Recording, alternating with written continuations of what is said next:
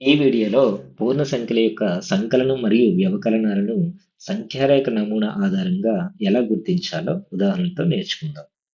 మొదటి ఉదాహరణ గమనించండి.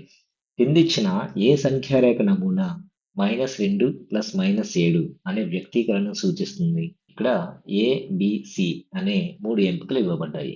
వీటిలో సరైన ఎంపికను మనం గుర్తించాలి. ముందుగా ఏని తీసుకుందాం. ఇక్కడ పైన నీలిరంగులో ఇచ్చిన ప్రధాన సరళ రేఖ ఎక్కడి నుండి ఎక్కడి వరకు వెళ్తుందో మనం కనుగొనాలి. ఈ సరళ రేఖ యొక్క ప్రారంభ బిందువును కనుగొనడానికి మనం చుక్కలతో కూడిన మరొక రేఖను ఉపయోగిస్తాం. ఇది 0 నుండి 2 యూనిట్లు కుడివైపున జరుగుతుంది. కాబట్టి ఈ బిందువు 2 అవుతుంది. అంటే ప్రధాన సరళ రేఖ 2 నుండి మొదలవుతుంది. 2 నుండి మొదలైన ఈ సరళ రేఖ ఎడమ వైపు నుండి వెళ్తుంది. ఎన్ని యూనిట్లు వెళ్తుంది? 1, 2, 3, 4, 5, 6, 7. 7 యూనిట్లు ఎడమ వైపున జరుగుతుంది. అంటే 2 నుండి 7 యూనిట్లు తీసివేయాలి. కాబట్టి ఇది 2 మైనస్ 7 అవుతుంది. ముందు వీడియోలో చెప్పుకున్నట్లు 2 నుండి 7 తీసివేసిన లేదా 2కు -7 కలిపిన ఒకటే సమాధానం వస్తుంది. కాబట్టి దీనిని 2 ప్లస్ -7గా రాయవచ్చు. ఈ సమాధానాన్ని ప్రశ్నలో ఇచ్చిన వ్యక్తీకరణతో సరిపోల్చి చూడండి. రెండు వేర్వేరుగా ఉన్నాయి. కాబట్టి ఏ అనేది సరైన సమాధానం కాదు. ఇప్పుడు రెండో ఎంపిక బిని చూద్దాం. ఇక్కడ ప్రధాన సరళ రేఖ యొక్క ప్రారంభ బిందువును కనుగొనడానికి చుక్కలతో గీసిన మరొక రేఖ ఎంతవరకు వెళ్తుందో చూడండి. 1, 2, 3, 4, 5. 5 యూనిట్లు 0 నుంచి ఎడమ వైపున జరుగుతుంది కాబట్టి ఇది -5 అవుతుంది. అంటే ప్రధాన సరళ రేఖ -5 నుంచి మొదలవుతుంది. ఇది కూడా -5 నుండి ఎడమ వైపున జరుగుతుంది. ఎన్ని యూనిట్లు జరుగుతుంది? 1, 2, 3, 4.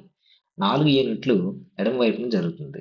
కాబట్టి దీనిని -5 ప్లస్ -4గా రాయవచ్చు. ఇది ఇచ్చిన ప్రశ్నకు సరిపోతుందా? లేదు కదా! కాబట్టి ఇది కూడా సరైన సమాధానం కాదు.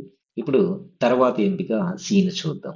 ముందుగా చుక్కలతో ఉన్న రేఖ ఎంతవరకు వెళ్తుందో చూద్దాం. 1, 2. ఇది 0 నుంచి 2 యూనిట్లు ఎడమ వైపున జరుగుతుంది. కాబట్టి ఇది -2 అవుతుంది. ఇది ప్రధాన సరళ రేఖకు ప్రారంభ బిందువు అవుతుంది. ఈ సరళ రేఖ -2 నుండి మొదలై సంఖ్యారేఖపై ఎడమ వైపున వెళ్తుంది. ఎన్ని యూనిట్లు వెళ్తుంది? 1, 2, 3, 4, 5, 6, 7. 7 యూనిట్లు ఎడమ వైపున జరుగుతుంది. కాబట్టి దీనిని -2 ప్లస్ -7గా రాయొచ్చు. ఇది ఇచ్చిన ప్రశ్నతో పోల్చి చూడండి. సరిగ్గా సరిపోతుంది. కాబట్టి సి సరైన సమాధానం అవుతుంది. మరొక ఉదాహరణ చూద్దాం. కింది ఇచ్చిన ఏ నమూనా 6 ప్లస్ -2 అనే వ్యక్తీకరణను సూచిస్తుంది. ఇక్కడ ఏ, బి, సి అనే 3 ఎంపికలు ఇవ్వబడ్డాయి. ముందుగా ఏని తీసుకుందాం.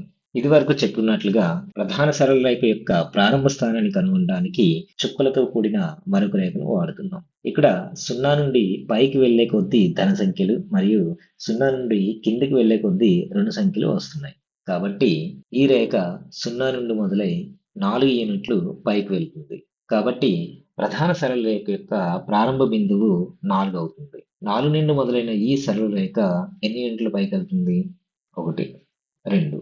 2 యూనిట్లు పైకి వెళ్తుంది కాబట్టి దీనిని 4 ప్లస్ 2గా రాస్తాం. ఇది ఇచ్చిన ప్రశ్నతో పోల్చి చూడండి. రెండు వేర్వేరుగా ఉన్నాయి కదా! కాబట్టి ఇది సరైన సమాధానం కాదు. ఇప్పుడు బిని తీసుకుందాం. ముందుగా చుక్కలతో కూడిన రేఖ ఎంతవరకు వెళ్తుందో చూడండి. 1, 2, 3, 4, 5, 6. 6 యూనిట్లు పైకి వెళ్తుంది. కాబట్టి ప్రధాన సరళ రేఖ యొక్క ప్రారంభ స్థానం 6 అవుతుంది. ఈ సరళ రేఖ 6 నుండి మొదలై 2 స్థానాలు పైకి వెళ్తుంది. కాబట్టి దీని వ్యక్తీకరణ 6 ప్లస్ 2 అవుతుంది. కానీ మనకు ప్రశ్నలో అడిగింది 6 ప్లస్ -2. కాబట్టి ఈ నమూనా కూడా సరైనది కాదు. తర్వాత నమూనా సిని చూద్దాం. ఇక్కడ ప్రధాన సరళ రేఖ పైనుండి కిందికి చూపిస్తుంది. కాబట్టి ముందుగా పైనున్న ప్రారంభ స్థానాన్ని కనుక్కోవాలి. ఎంత అవుతుంది? 1, 2, 3, 4, 5, 6. 6 అవుతుంది. మరియు ఈ సరళ రేఖ 6 నుండి మొదలై 1, 2 స్థానాలు కిందికి వస్తుంది. కాబట్టి దీనిని 6 మైనస్ 2గా రాయొచ్చు. అయితే ముందు ఉదాహరణలో చెప్పినట్లుగా 6 నుండి 2 తీసివేసినా లేదా 6కు -2ను కలిపినా ఒకటే సమాధానం వస్తుంది. కాబట్టి దీనినే 6 ప్లస్ -2గా రాయొచ్చు. ఈ సమాధానాన్ని ప్రశ్నతో ఒకసారి సరిపోల్చి చూడండి. సరిగ్గా సరిపోతుంది. కాబట్టి సి అనేది సరైన సమాధానం అవుతుంది. ఈ వీడియోలో మనం ఏం నేర్చుకున్నాం? పూర్ణ సంఖ్యల యొక్క సంకలనం మరియు వ్యవకలనాల వ్యక్తీకరణను ఇచ్చిన సంఖ్యారేఖ నమూనా ఆధారంగా ఎలా గుర్తించాలో ఉదాహరణలతో నేర్చుకున్నాం.